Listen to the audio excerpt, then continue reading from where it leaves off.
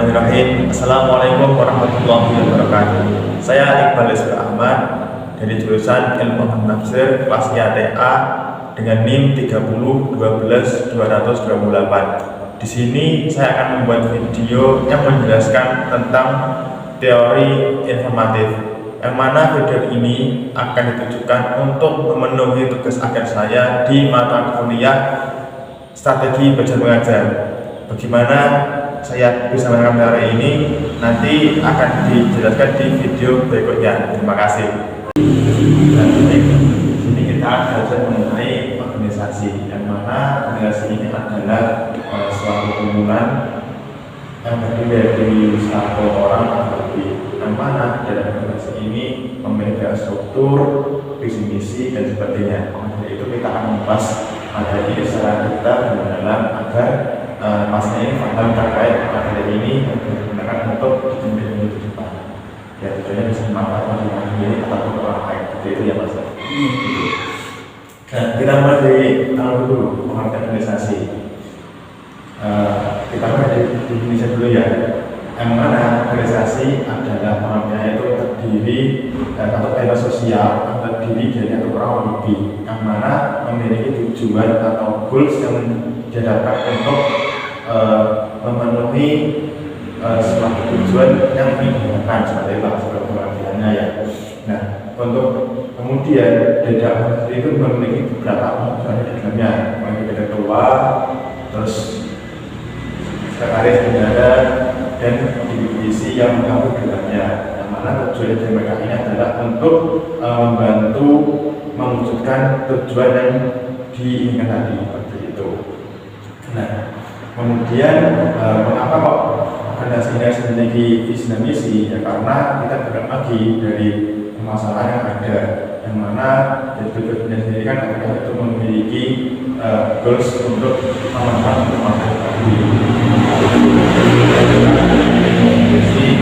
Maka arah dari organisasi ini bisa lebih terarah dan juga bisa diperoleh ke depannya untuk bermanfaat lagi pada orang banyak, seperti itu. Nah, fungsi sendiri di organisasi itu ada banyak sekali ya, terutama di perencanaan, organisasi, pengarahan, pengawasan, kontrol dan sebagainya. Nah, perencanaan di sini yang dimaksudkan adalah ketika kita mau melakukan suatu program, kita harus merencanakan sedemikian rupa. Nah, artinya kita harus tahu targeting, sama tuju, tahu mana yang harus dilakukan dan mana yang harus diselesaikan untuk menanggulangi masalah yang terjadi tadi, seperti itu. Yang kita pertama ini, maka kita bisa tahu bagaimana cara kita bereksekusi, cara kita berhadapan dengan orang banyak, dan cara kita untuk menyelesaikan hal tersebut, seperti itu. Kemudian kita juga harus melakukan perbedaan organisasi, yang mana perbedaan ini ditujukan untuk struktur dalam tadi yang memiliki ketua, dan divisi seperti itu. Yang tujuannya pertama, tujuannya agar kita bisa bareng-barengan dalam menyelesaikan goals atau tadi, seperti itu, agar dalam persepsi dan juga harapan yang ada di dalam suatu orang tadi atau organisasi tadi bisa terwujudkan dengan baik. Gitu. Kemudian setelah itu kita juga paham-paham, dan artinya kita harus tahu memilih dan memilah job-job yang sesuai dengan tupoksi baik masing-masing. Kan ada ketua, ada wakilnya, ada sekretaris, bendahara dan sebagainya. Itu mereka memiliki batasan dan juga tugas tertentu. Maka antara ketua dan divisi pun juga divisi tidak bisa disamakan dengan ketua. Mereka memiliki tugasnya masing-masing, seperti itu.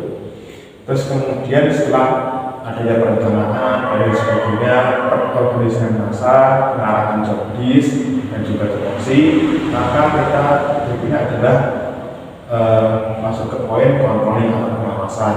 Nah, di mana di poin kontroling pengawasan ini kita juga harus tahu memantau apakah sudah sesuaikah job disk mereka, sesuaikah tugas mereka, dan masalah yang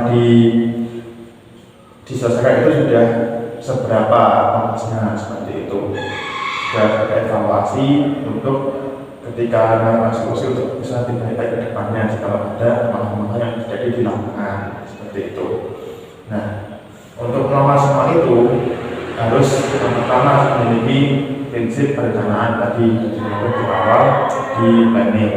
Kemudian disiplin juga karena kita harus berusaha melakukan yang terbaik dalam artian semua itu harus disesuaikan secara bertahap dari lahir lah seperti itu.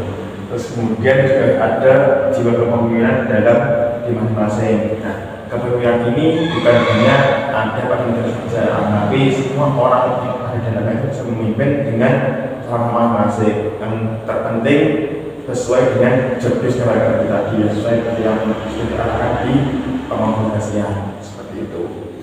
Terus yang terakhir bersama tidak dilakukan sebuah organisasi kalau tidak bisa bersama antara teman-teman.